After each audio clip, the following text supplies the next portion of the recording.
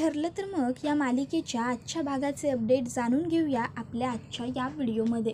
तर आता आपण इथे पाहिलेलं आहे की सायली ही पूर्णाजीला म्हणत असते, पूर्णाजी खरंच सांगते आपण रोज व्हिडिओ कॉलवर बोलत होतो, पण आज तुम्ही इथे आल्यानंतरचा जो आनंद आहे ना तो खरोखर काही वेगळाच आणि औरच आहे। त्याबरोबर पूर्णाजी ही सायलीला म्हणत असते, अगं जेव्हा मला कळालं की नाही की तुझे आई बाबा तुला परत मिळाले, तेव्हा तुझ्या चेहऱ्यावरचा तो आनंद पाहण्यासाठीच तर मी इथे धावत आली आहे। त्यावर सायली ही हसते।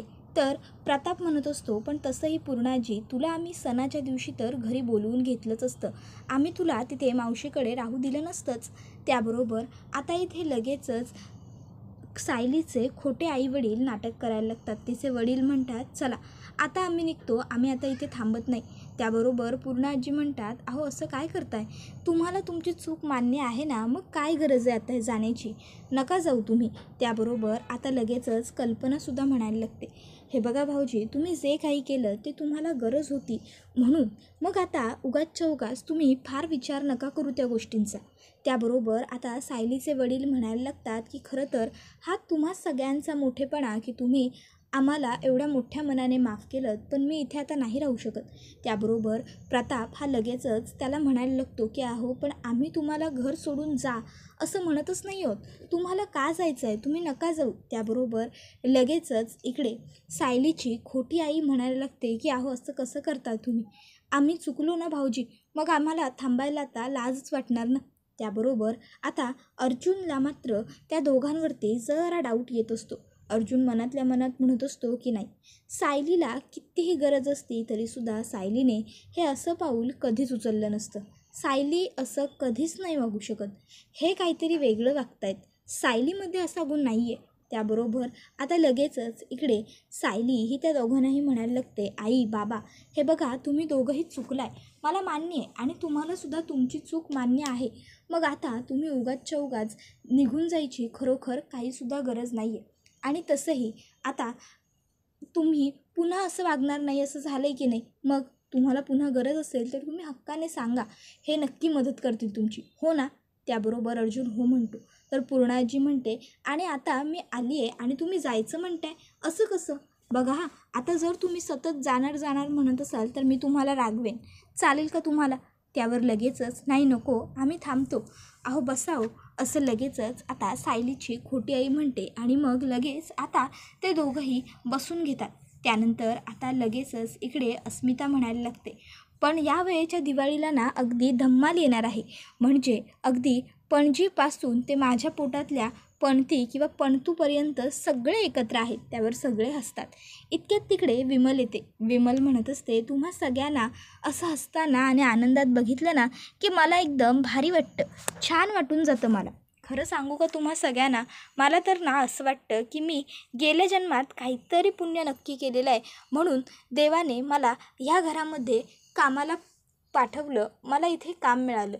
त्याबरोबर लगेचच कल्पना म्हणत असते, अगं विमल तू काय फक्त इथे काम नाही करत, तर तू आमच्या कुटुंबाचा एक भाग आहेस। त्यानंतर आता लगेचच इथे सगळेजण हसायला लागतात, आनंद साजरा करत असतात। तर आता प्रताप म्हणतो, चला आता खरी दिवाळी साजरा झाली। त्याबरोबर पूर्णाजी म्हणते, नाही नाही, जोपर्यंत मी सायलीच्या हातचा फराळ खात नाही तोवर मला दिवाळी असल्यासारखं वाटणारच नाही। सायली लगेच हसते आणि पूर्णाजीला म्हणते, पूर्णाजी सर्व फराळ तयार आहे, तुम्ही हातपाय धुवून या, फ्रेश व्हा, मी लगेच तुम्हाला फराळ वाढायला देते। त्याबरोबर लगेच अर्जुन हा पूर्णाजीला म्हणत असतो, नाही ते सगळं ठीक आहे, पण पूर्णाजी तू फराळ हा जरा नॉर्मली खा, काय त्या गोड कमी। त्याबरोबर पूर्णाजी म्हणते, आता मी गोड कितीही खाऊ शकते, कारण आता मला शुगर माझी नॉर्मल आहे, त्यामुळे आता तुम्हाला काहीही बोलू शकत नाही, ऑब्जेक्शन ओव्हररूट, समजलं। त्याबरोबर आता लगेचच सगळेजण हसायला लागतात, कारण आजीने अर्जुनला अगदी कोर्टात जज सांगतो तसं सांगितलेलं असतं। तर आता दुसरीकडे आता इकडे अश्विन खूप चिडलेला असतो, तो म्हणत असतो, एवढे कसे हे आंधळ्यासारखे विश्वास ठेवू शकतात त्या सायलीच्या आईवडिलांवर, ते एवढे खोटारडे असूनही। त्याबरोबर प्रिया म्हणते, आता मी असं काहीतरी करेन ना की ते स्वतःहूनच आपलं घर सोडून जातील, बघच तू, नाही जर त्यांना अद्दल घडवली तर मी सुद्धा नाव नाही सांगणार प्रिया। त्याबरोबर आता इथे सायलीने सगळा फराळ आणलेला असतो आणि आता ती पूर्णाजींना आणि इतर सगळ्यांनाच फराळ देत म्हणते, पूर्णाई फराळ खाऊन बघा आणि कसा झालाय तो मला चव करून सांगा बरं सगळा. त्याबरोबर पूर्णाजी लाडू खातात आणि म्हणतात, वा वा, काय मस्त लाडू गेलायस, तोंडात घातला की अगदी विरघळतोय, अगदी मस्त छान.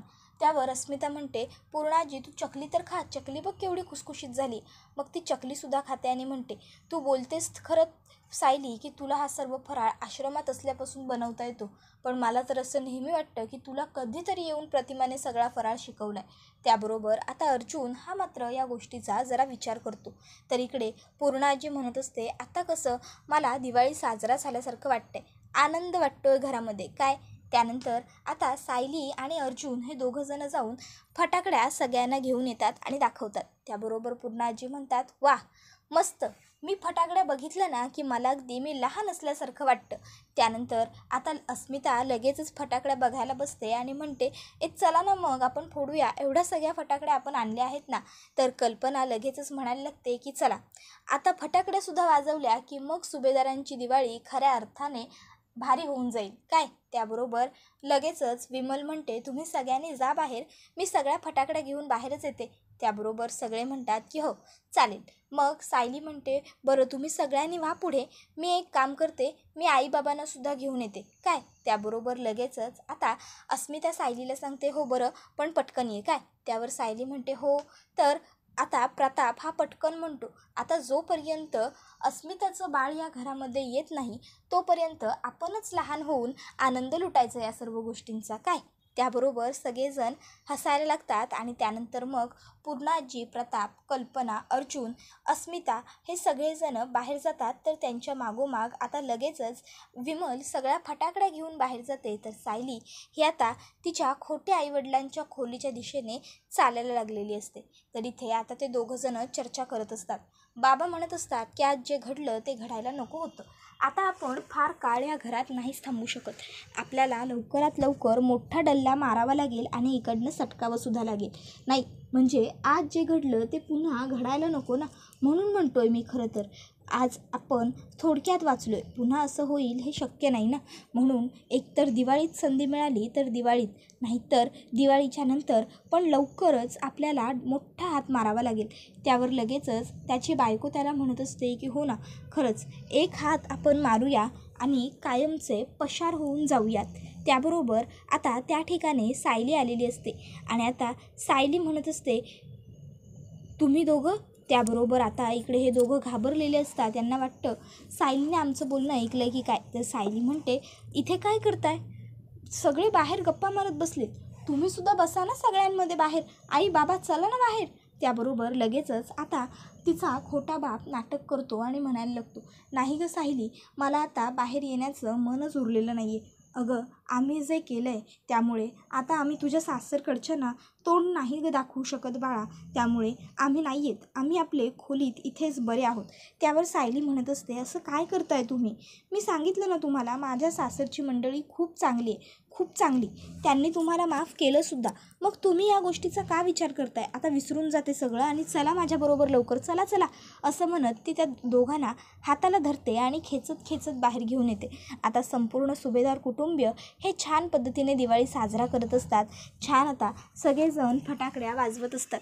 आता फटाकड्या वाजवताना सगळे खूप आनंदी असतात, अगदी छान मनसोक्त मजा करत असतात. पण हे सगळं होत असताना सुद्धा अर्जुन मात्र आनंदी नसतो. अर्जुनच्या मनात सतत राहून राहून त्यांनी चोरी केलेला प्रसंग येत असतो आणि मग त्याला आठवत असतं की पूर्णाजी सायलीला म्हणाली की तुला सगळा फराळ अगदी प्रतिमाने शिकवल्यासारखा वाटतो, पण सायलीला तर कधी प्रतिमा आत्याने फराळसुद्धा शिकवलेला नाही आहे, काहीतरी गडबड आहे, मला सोक्षमोक्ष लावावा लागेलच असा विचार आता अर्जुन करत असतो. अर्जुनला पुन्हा पुन्हा तोच प्रसंग आठवत असतो. सायलीच्या आईने सांगितलं, आम्हाला गरज होती पैशांची खूप, निकड असल्यामुळे आम्ही हे पाऊल उचललं, आम्हालासुद्धा हे सगळं करायचं नव्हतं, पण आमच्याकडे खरोखर पर्याय नव्हता. अर्जुन विचार करत असतो, सायलीवरती कितीही वाईट वेळ आली ना तरी सायली असं वागू शकत नाही. तर आता अर्जुन सायलीसमोर तो आनंदी आहे असंच दाखवत असतो, जेणेकरून सायलीला संशय येऊ नये.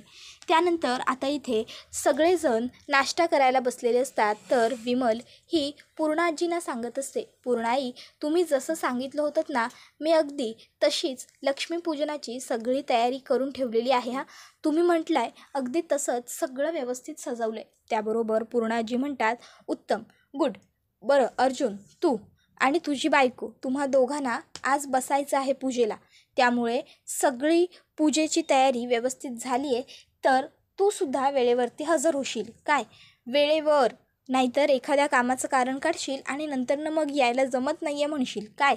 त्याबरोबर अर्जुन म्हणतो, नाही पूर्णाजी, आज नो काम, ओनली आराम काय.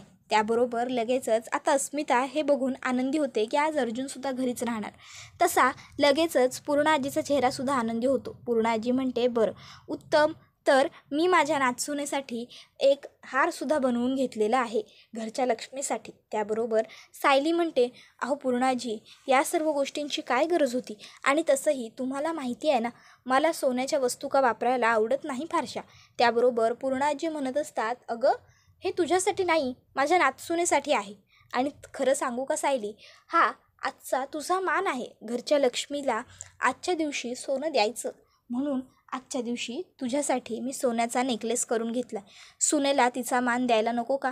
त्याबरोबर आता मग मात्र अश्विन चिडतो आणि अश्विन म्हणायला लागतो, पूर्णाजी तू अगदी सोयीस्कर पद्धतीने विसरतेस ग, तुला 2 नातसुना आहेत ते. त्याबरोबर लगेचच आता इथे प्रिया ही अश्विनला म्हणायला लागते, अश्विन अरे असू देत ना, तसंही मला सोन्याचा मोह नाहीच आहे, काय फरक पडतो, मला काही वाटत नाही आहे, तू का उगाच वाद घालत बसतोयस. त्यावर अश्विन म्हणत असतो, नाही तन्वी, अगं तुला मोह नाही आहे हे मला मान्य आहे, पण हा मान आहे, मान तुलाही मिळायलाच हवा ना. त्याबरोबर मग लगेचच आता प्रताप म्हणायला लागतो, अश्विन हे बघ, आजच्या दिवशी तरी उगाच वाद नको, सणासुदीला घर शांत आणि आनंदी आहे, आनंदीच राहू दे.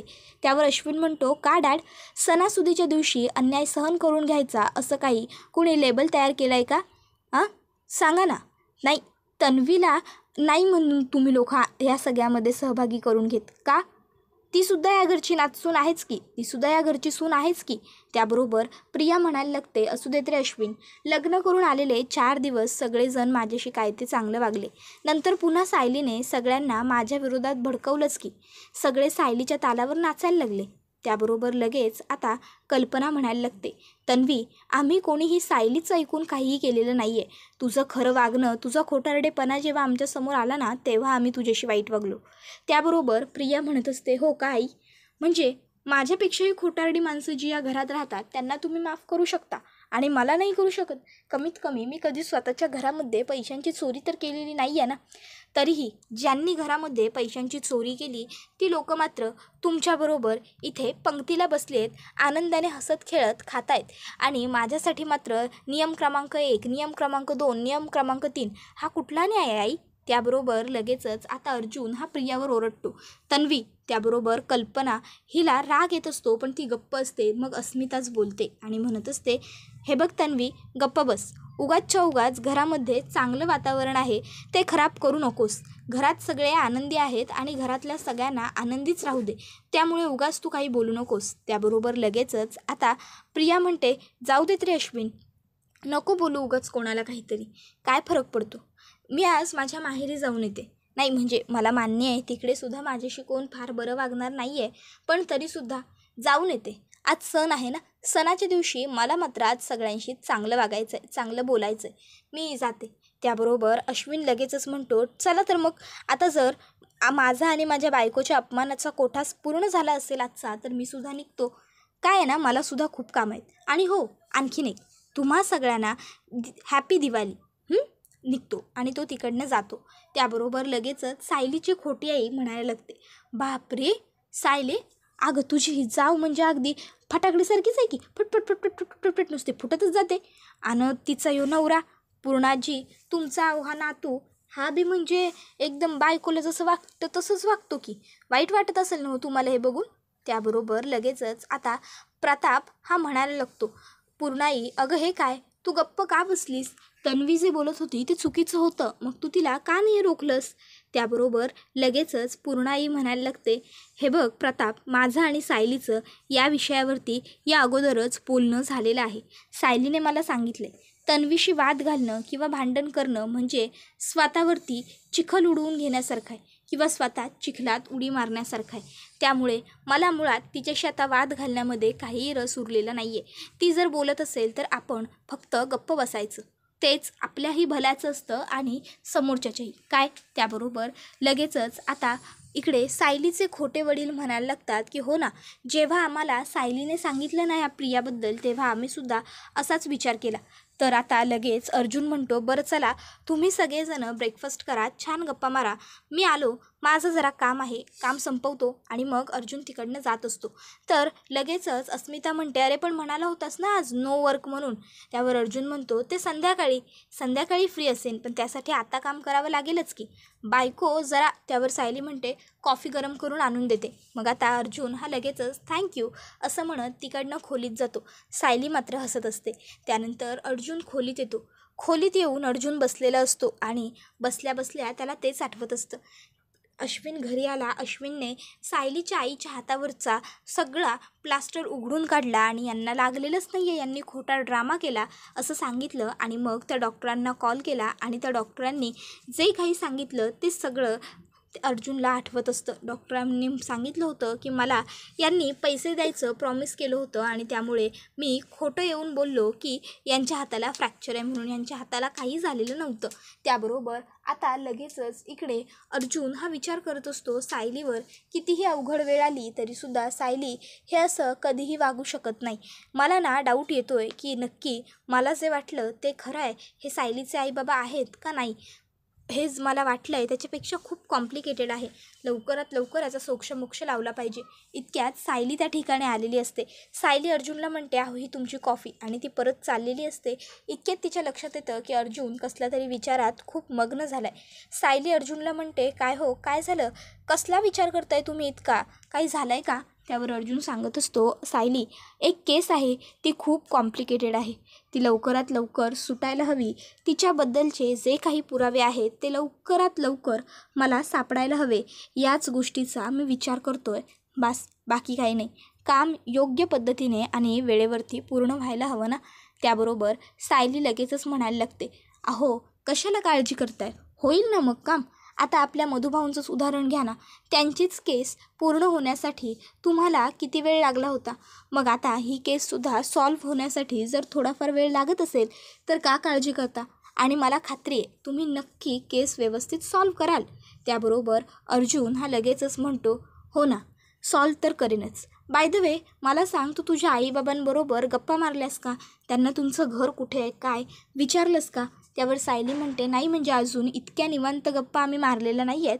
खरं तर मारायच्या आहे तो गप्पा, मी त्यांच्या खोलीतही आदनमधनं जात असते, पण मग मला मध्येच काहीतरी काम आठवतं आणि मग ते काम करण्यासाठी मी लगेच पुन्हा माघारी येते. त्यामुळे घर वगैरे कुठे आहे काय आहे त्या गप्पा अजून राहिल्या आहेत. त्याबरोबर अर्जुन म्हणायला लागतो की अच्छा, मग आज एक काम कर, आज तू तुझ्या हातातली कामं जरा बाजूला ठेव आणि तुझ्या आईबाबांच्या खोलीत जा आणि सविस्तर त्यांच्याशी गप्पा मार. नाही म्हणजे तूच नाही, आज आपण दोघंही जाऊया तुझ्या आईबाबांकडे आणि त्यांच्याबरोबर छान सविस्तर गप्पा मारूया.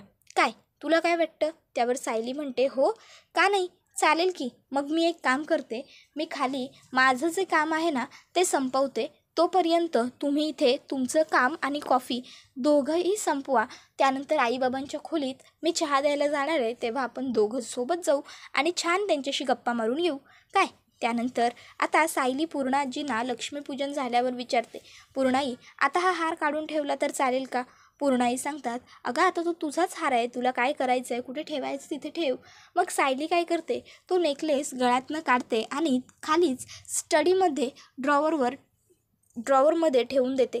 आणि नंतर जेव्हा ती तो नेकलेस बघायला जाते तेव्हा बॉक्स रिकामा असतो, बॉक्समध्ये नेकलेस नसतो. सायली आता सगळ्यांना सांगत असते की मी यातच ठेवला होता नेकलेस, माझा नेकलेस सापडत नाही आहे. त्यावर लगेच पूर्णाजी आता अर्जुनला सांगते, प्रत्येक खोली तपास, एकही खोली सोडू नको.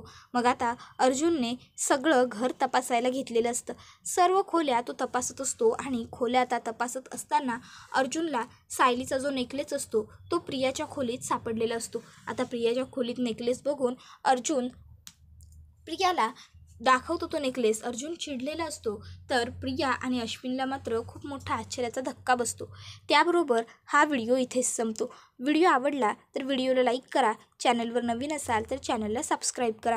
मित्रांनो, हा सगळा प्रकार केला आहे सायलीच्या खोट्या आईवडिलांनी, पण तो नेकलेस प्रियाच्या खोलीत कसा गेला हे पाहणं खूप इंटरेस्टिंग असेल. तर हे पाहण्यासाठी आपला उद्याचा एपिसोडसुद्धा नक्की पहा. चला तर मग भेटूया उद्याच्या भागात. तोपर्यंत धन्यवाद.